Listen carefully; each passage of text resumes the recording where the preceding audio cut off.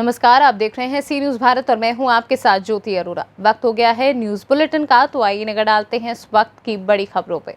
बदायूं के थाना दातागंज क्षेत्र के ग्राम कैलाई में सर्पदंश की वजह से 6 वर्षीय शिवम पुत्र अनिल की मौत हो गई। वहीं परिजनों में दहशत का माहौल बना हुआ है। परिजनों ने बताया कि बच्चा घर के बाहर खेल रहा था, जहां उसे सर्प ने डस लिया। वहीं ग्रामीणों ने सर्प को जीवित पकड़कर जंगल में छोड़ दिया। उसके बाद परिजन बच्चे को बदायूं राजकीय मेडिकल कॉलेज ले गए, जहाँ डॉक्टरों ने उसे मृत घोषित कर दिया। परिजनों ने बिना पोस्टमार्टम कराए बच्चे का अंतिम संस्कार कर दिया। वहीं सांप के डर से दहशत का माहौल बना हुआ है।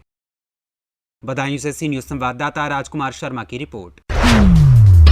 नो हेलमेट नो पेट्रोल मुहिम के तहत फिरोजाबाद के सिरसागंज नगर में सीओ ने पेट्रोल पंपों का जायजा लिया और हिदायत दी कि बिना हेलमेट के किसी भी बाइक सवार को पेट्रोल न दें। बढ़ते सड़क हादसों में दुपहिया वाहन चालकों की जान बचाने हेतु पुलिस द्वारा चलाए जा रहे नो हेलमेट नो पेट्रोल अभियान के अंतर्गत फिरोजाबाद के नगर सिरसागंज में पुलिस क्षेत्राधिकारी अविनेश कुमार सिंह ने पेट्रोल पंप पर पहुंचकर जायजा लिया। वहीं बाइक सवारों को हेलमेट पहनकर ही सफर करने के लिए जागरूक किया। साथ ही पेट्रोल पंप स्वामी और कर्मचारियों को बिना हेलमेट के बाइक सवारों को पेट्रोल न देने की हिदायत दी। सीओ ने नगर में इटावा रोड स्थित पेट्रोल पंपों पर अभियान चलाया। इस दौरान सीओ ने बताया कि दोपहिया वाहन हादसों में अधिकतर मौतें हेलमेट न पहनने के कारण होती हैं। उनका कहना था कि यदि दोपहिया वाहन सवार हेलमेट पहनकर सफर करें तो सड़क हादसों में होने वाली मौतों में कमी आएगी। इसी बात को ध्यान में रखते हुए इस मुहिम को चलाया जा रहा है ताकि सड़क दुर्घटनाओं में कमी लाई जा सके।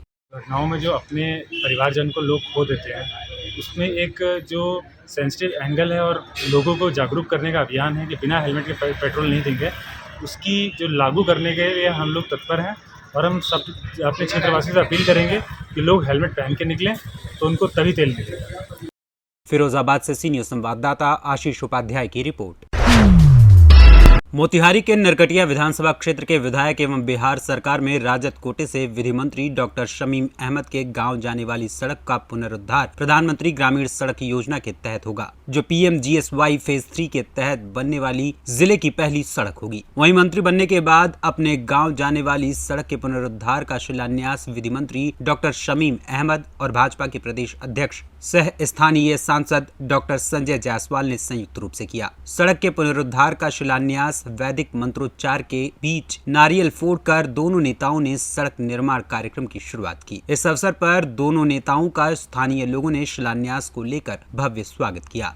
प्रधानमंत्री फेज 3 का ये नरकटिया विधानसभा में पहला रोड है, जो बेला से लोडिया तक जाएगी और ये 8 किलोमीटर के लगभग रोड है और ये 6 करोड़ 18 लाख के लगभग के लागत से बनेगी। इसमें केंद्र सरकार UPA 1 के सरकार में पहले पूर्ण रूप से 100% प्रधानमंत्री पैसा देती थी, लेकिन अब इसको काट करके 40% बिहार सरकार और 60% केंद्र सरकार देती है।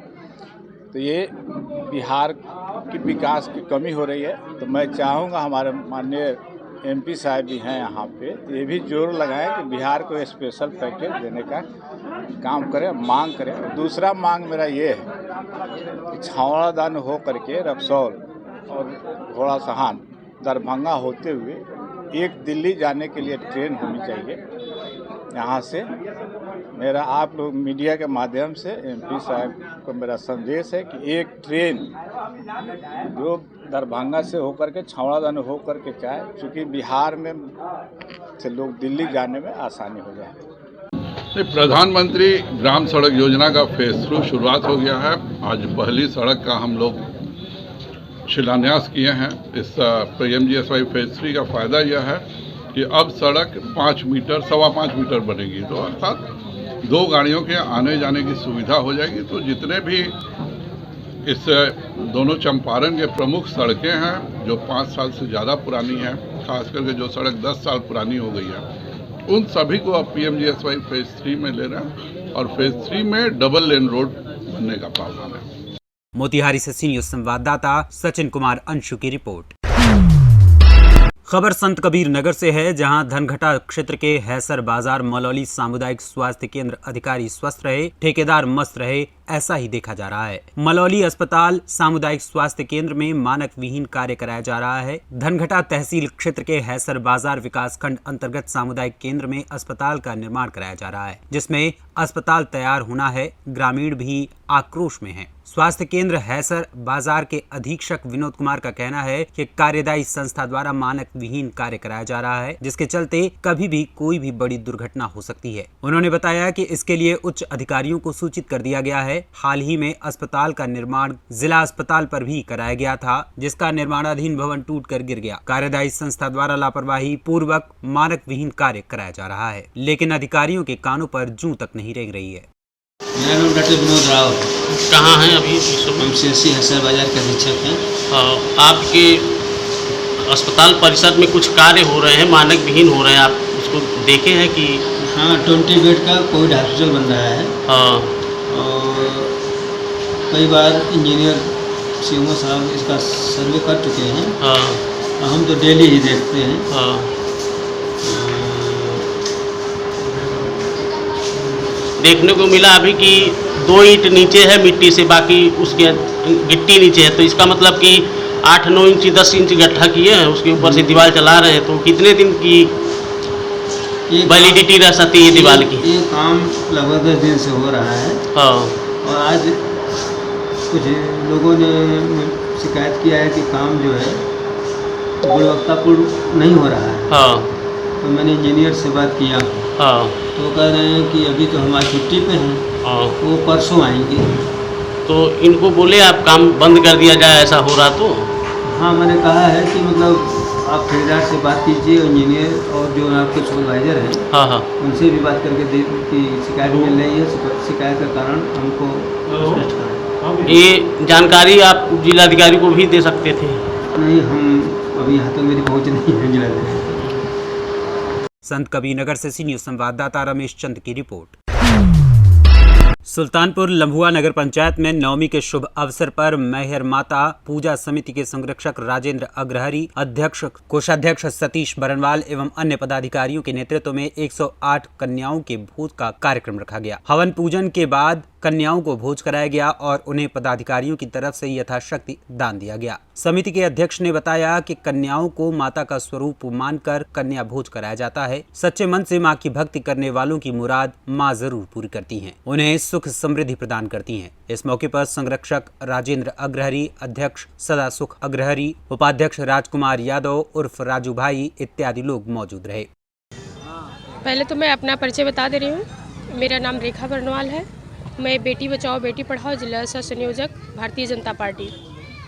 आज यहाँ मैहर माता पूजा समिति द्वारा 108 कन्याओं का भोज कार्यक्रम संपन्न हुआ। यहाँ पे आज 108 से ऊपर भी कन्याएं खाई हुई हैं। पहले राउंड में 108 कन्याएं हो चुकी हैं और इसमें मैहर माता समिति के सभी सदस्यों का पूर्ण योगदान रहा है। इसमें आज कन्याओं को चरण धुल करके, उनको रंग लगा करके, चंदन लगा करके, माथे पे चुनरी उड़ा करके पूजन किया गया। उसके बाद में पूड़ी सब्जी और खीर का प्रसाद वितरण किया गया। उसके बाद थाली, कटोरी, गिलास, चम्मच, 5 बर्तन और श्रृंगार के सामान के वस्तुओं का सप्रेम भेंट किया गया और माता जी से, माता स्वरूप कन्याओं से आशीर्वाद लिया गया। हमारे समिति के अध्यक्ष सदा सुख अग्रहरी जी ने 9 कन्याओं का प्रथम पूजन किया। उसके बाद सभी माताएं बहनें ने मिल करके सभी कन्याओं का चरण धुल करके पूजन किया और सभी लोगों के सहयोग से ये सप्रेम भेंट अर्पित किया गया। ये विसर्जन अब कल के लिए किया गया है और जिसमें अध्यक्ष जी ने पूर्ण रूप से व्यवस्था किया हुआ है और सब 9 दिन का कार्यक्रम बहुत अच्छे से सफल रहा। आज नवमी है। नवमी में कन्या भोज होता है। जो हमारी देवी स्वरूप कन्याएं होती हैं उनका पूजन करना सबसे बड़ी बात होती है और यहाँ हम लोगों ने सोचा था कि 108 कन्याओं का पूजन होगा, लेकिन माता मैहर माता का ऐसी कृपा रहा कि बहुत सारी कन्याएं यहाँ पे आईं और सभी लोगों को सप्रेम भेंट किया गया और प्रसाद वितरण किया गया। विसर्जन को लेके यहाँ क्या तैयारी है? विसर्जन के लिए यहाँ पे माननीय अध्यक्ष जी ने बहुत अच्छा व्यवस्था किया है। यहाँ से मूर्ति उठा करके टाली पे लाद करके और यहाँ से पूरा से होते हुए पूरा ढोल मजीरी के साथ में पूरा शोभा यात्रा निकाला जाएगा। उसके बाद धोपाप नगरी में वहाँ पे विसर्जन किया जाएगा।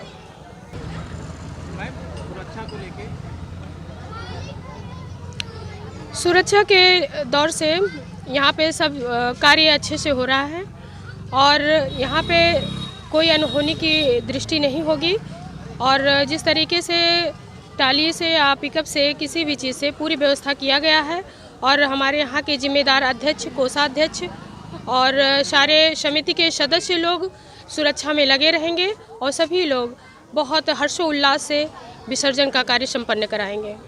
सुल्तानपुर से सी न्यूज़ संवाददाता वाजिद हुसैन की रिपोर्ट। फिलहाल के लिए न्यूज़ बुलेटिन में बस इतना ही। देश दुनिया की तमाम बड़ी खबरों के लिए आप देखते रहिए सी न्यूज़ भारत।